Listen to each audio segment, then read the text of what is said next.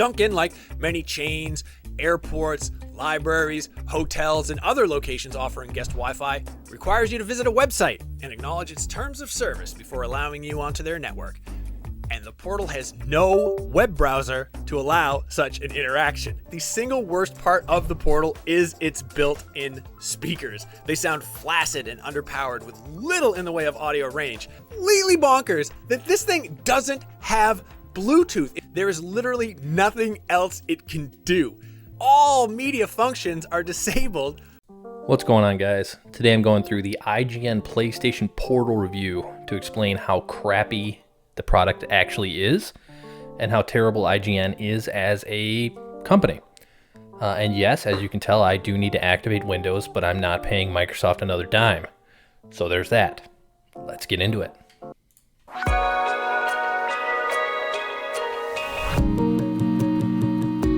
I did not think for a second.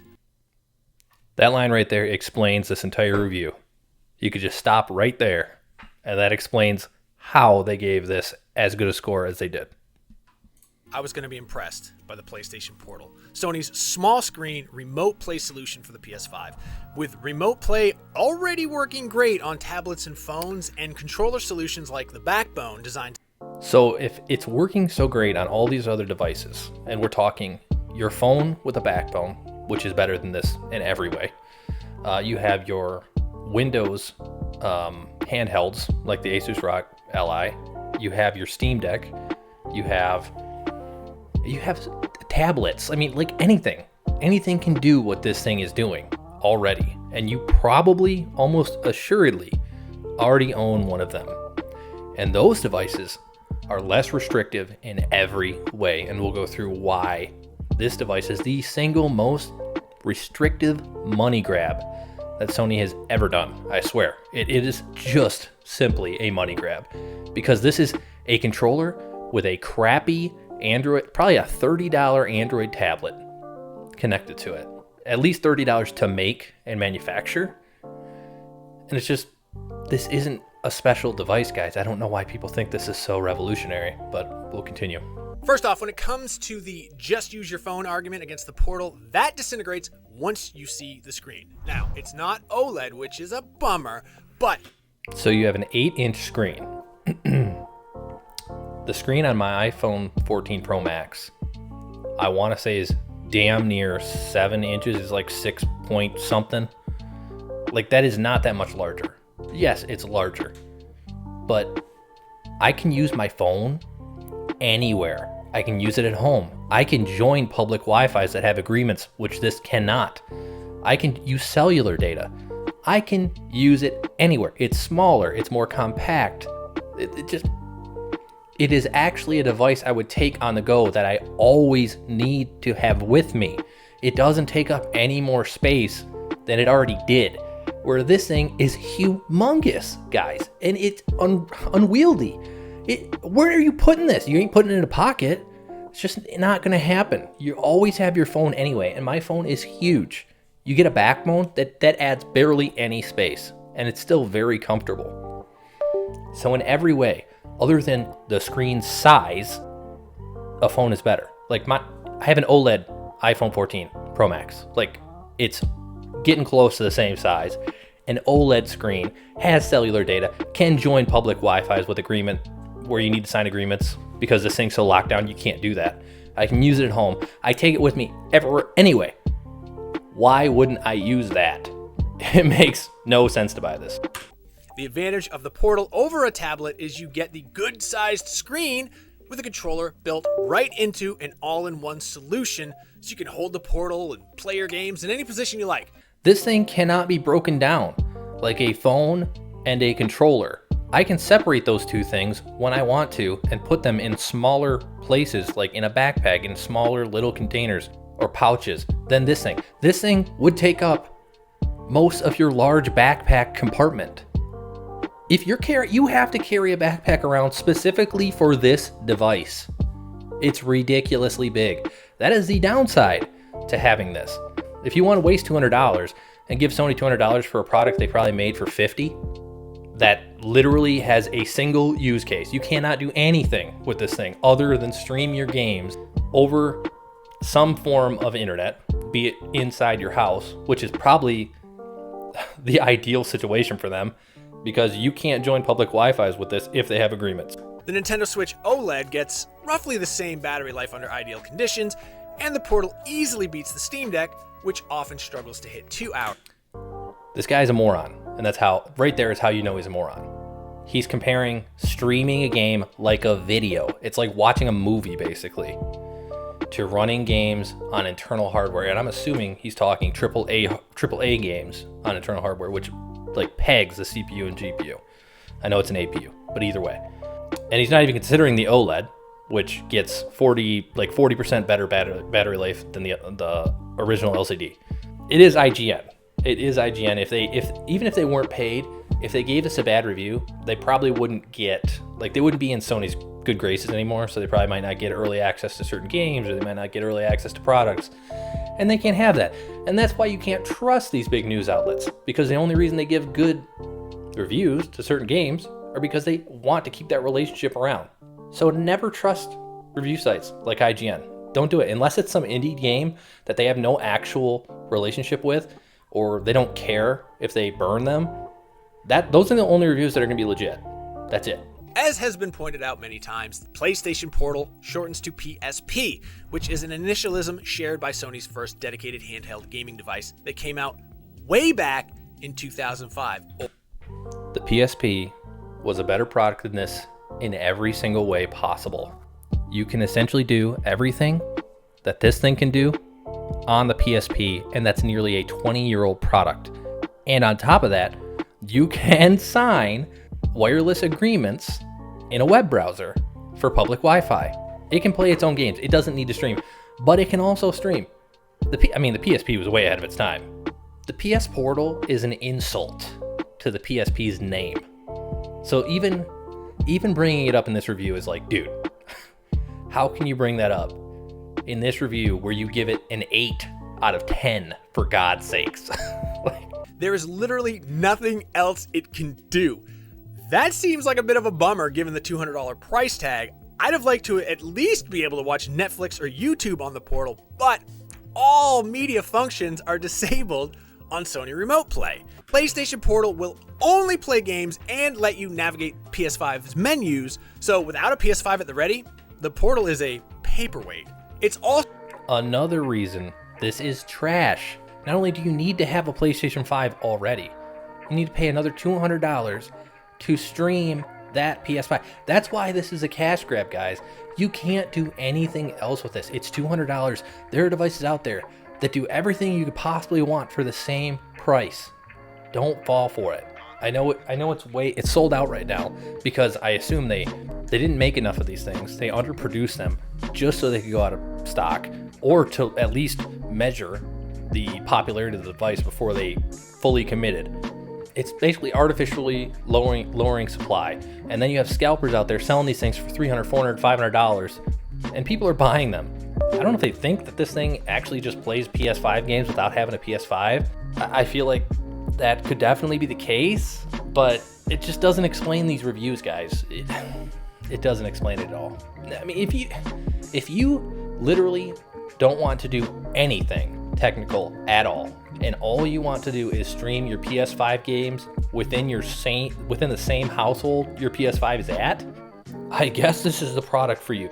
If you want to play PS5 games in bed without thinking about anything, you want to turn it on and it just works, I guess this is for you. Any of the other devices, your phone, your Steam Decks, your Odins, whatever, will take a minimum of work. So maybe that's who this is for. Completely bonkers that this thing doesn't have Bluetooth. If you want to listen to your games without everybody in the room hearing them along with you, you're going to need either a wired headset, which sucks, it's 2023, or you'll need one of Sony's proprietary PlayStation Link compatible headsets. And here's another reason this is a giant cash grab. This thing doesn't have Bluetooth enabled. It will only link with Sony's, guess what, $200 fucking bullshit. They have their own proprietary headsets that need to be bought with this. So not only you're putting $200 into this thing, they have you stuck now. They have you like, oh, well, I guess I need to buy the $200 headset that goes with it. It's a sunk cost fallacy, guys. I already bought this shit. I might as well keep going, because if I don't, I don't have what I need. I don't have Bluetooth. I can't listen to my stuff. I mean, sure, you can listen to the crappy speakers, but if you're actually taking this anywhere, no one wants to hear your games, dude. No one wants to hear that shit. This product is the most restrictive garbage cash grab I can imagine, and they gave it an 8 out of 10. Or earbuds, which also sucks. Add to the suckiness the fact that those earbuds and headset aren't even out yet. Hey, but don't worry. The earbuds come out December 6th. Oh wait, but do worry, because they cost $200 on their own. Wait, actually, the next Pulse headset is $149, so that's a little bit of a savings. But oh no, they don't come out until the end of February. Exactly. $200 for the Bluetooth earbuds. $150 for an Elite headset. And yeah, I really want to be wearing that around. I look like the biggest goddamn douchebag in the world. It's not like I already don't look like a fucking loser with the PlayStation Portal in my hand. The thing's absolutely massive, probably taking up 2 bus seats with that goddamn thing. Not that I ride the bus, but you know what I mean. Airplane, whatever you might ride. And then you got to put that on. It's like, dude, you're going to look like the biggest loser. Like, you have to buy the earbuds if you want to take this anywhere. Hey, I forgot, you can't even use this on a plane. I don't know what I was thinking. You can't even use this thing is so worthless. Oh my god. I really cannot understand why Sony didn't include Bluetooth. Bluetooth is super cheap and it's in everything. This review has been nothing but technical problem after technical problem. You can't do this. You can't use it there. Oh, this doesn't work. They didn't include this. And yet you still, by the end of this review, want to say this is a good product. The single worst part of the Portal is its built-in speakers. They sound flaccid and underpowered with little in the way of audio range. My phone's speaker sounds better, and hey, I can pair my phone to my Bluetooth headset. If you've used Remote Play before, you know the single biggest bottleneck in performance is the quality of your Wi-Fi signal. I have a decent Wi-Fi router, yes, it's the one provided by my ISP. Moving away from the router to my bedroom where I have less than stellar Wi-Fi coverage, the problem got pretty bad. It was no fault of the Portal, it was wholly because I haven't set up enough access points to give it a good enough signal. While that may be true, that you didn't have a good enough Wi-Fi, which also tells me again that your wireless router kind of sucks. You're telling me you can't use this in your bedroom, which is like probably one of the primary locations people want to use this freaking device. And had you bought any other device, like I said, the Odin 2 for the same price, or a Steamdeck, even if you just wanted to go for an LCD, which is like $300 now. Like, I mean, $100 more bucks and you get a Steam Deck, and you don't need to worry about wireless ever. And you can do whatever you want because it is a handheld computer, not a locked down Android tablet that you cannot do anything with it.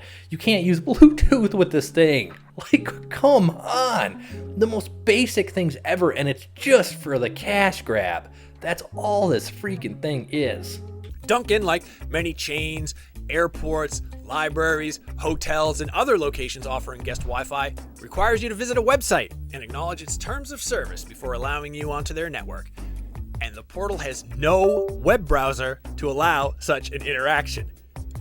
That is a huge bummer because pretty much any place you'd want to use it outside your house is going to require that initial login page. This entire review has been a huge bummer, not only for me, but for him and his usage of this device. Like, explain why you gave it an 8. There might be those people out there who will say, oh, for what it does. For what it does, it gets an 8 out of 10. Like, this device is designed only to stream PS5 games over an internet connection that allows you to connect to it. And it doesn't give you Bluetooth. So it's not designed to have Bluetooth, which that's why it doesn't count. It's like, guys, that is pure cope, my dude. Like, I could see maybe a 6, maybe 6.5, just to say, yes, you're right. This thing will stream a PS5. Does it do it well? Perhaps in the right environment. The fact that it doesn't have Bluetooth alone should knock it down at least 2 scores. And then the entire rest of this review was problem after problem, guys, okay? For what it does, and by that I mean simply streaming PS5 games from your PS5, maybe a 6, because of all the things that are basically essential to use this thing on the go. But you might say, oh, it's not designed for that. It's not designed to be used on the go. What the fuck is it used for then? Sitting at home? If you say it was designed to sit within 20 feet of your router and stream your Xbox, or sorry, not Xbox, Freudian slip there, PS5 to this thing within 20 feet of each other, oh, then yeah, I'd give it an 8 out of 10. If that is the point of this thing, is to sit 20 feet from your router and stream your PS5 game, then yeah, I'd give it an 8 out of 10. But because of everything else, it cannot go above a 6.5. This seems like something that could be handled in a future update, but for now, you are out of luck. However, one of the locally owned coffee shops in my town has free Wi-Fi with no such requirements, so I took the Portal in for a cup of coffee to see if it worked as advertised. Getting on their Wi-Fi was easy, but connecting to my console back home took long enough that I was worried it wasn't going to work. But once it did, it worked incredibly well. In fact, it worked almost as well as it does at my house when both devices are on the same network. This was the turning point for me, where I went from, well, this is kind of neat, to this is actually rad. There I was playing Final Fantasy VII Remake from the PS5 in my house in a cafe across town, and it was nearly indistinguishable from the experience at home. Again, that's something that can certainly be done on your phone or tablet, and those are also able to get past that login screen, but none of them feel as good to hold and play as the Portal. Another issue I have, I obviously know for the review why he left his house and went on a public Wi-Fi to try this thing.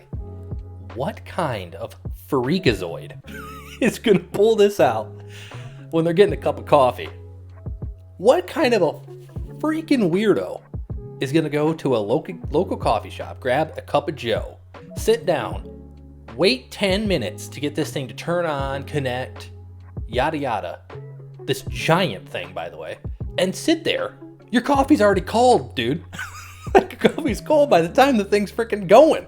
And then you're gonna sit there and play games for 30 minutes? Sitting in a coffee shop surrounded by other people who are thinking you're a fucking weirdo? Because you pulled out a fucking... I don't even know how to describe this thing.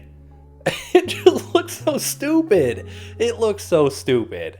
The biggest things keeping this Portal from being a truly amazing device are its current lack of a way to access Wi-Fi that requires a web browser to log in, and its lack of Bluetooth support for audio. For now, though, it is a great device that represents the best current solution for PlayStation Remote Play, and if it weren't for those 2 baffling caveats, I'd call this a must-own device for every PS5 owner who enjoys playing games on handheld or has to compete for the household TV. There you go, guys. 8 out of 10. It is a must-own for any PS5 owner, unless you want to be able to use this on the go, unless you want to use Bluetooth, unless you want to have a modicum of good streaming experience when you're not on the best of internet connections. This whole review was him talking about complaint after complaint or issue after issue, and he gets one good experience at a coffee shop and he's like, this thing's the best thing ever. Holy crap. Oh my God. And he discounts how good it is on a phone. A phone screen is slightly smaller than this. I'll even say it's a good amount smaller. But the screen is better. The resolution is higher. An OLED screen on most phones nowadays. Just because it doesn't have the enormous controls that this thing does, this is not a device to use on the go. It is too big. There's a reason mobile devices, like the backbone that uses your phone, are small. Because if they weren't, nobody would take them anywhere. Anyway, this is a perfect example of why IGN is not to be trusted ever with any review. All right, let me know what you thought in the comments. What do you think of the PS Portal? What's your review? Was I off? Did I miss something? here, guys. Like, did I miss something? If you liked the video, like the video. If you didn't like it, dislike it, and let me know why in the comments. If you want to keep watching videos like this, please subscribe. I'll be back with another one soon. All right, peace.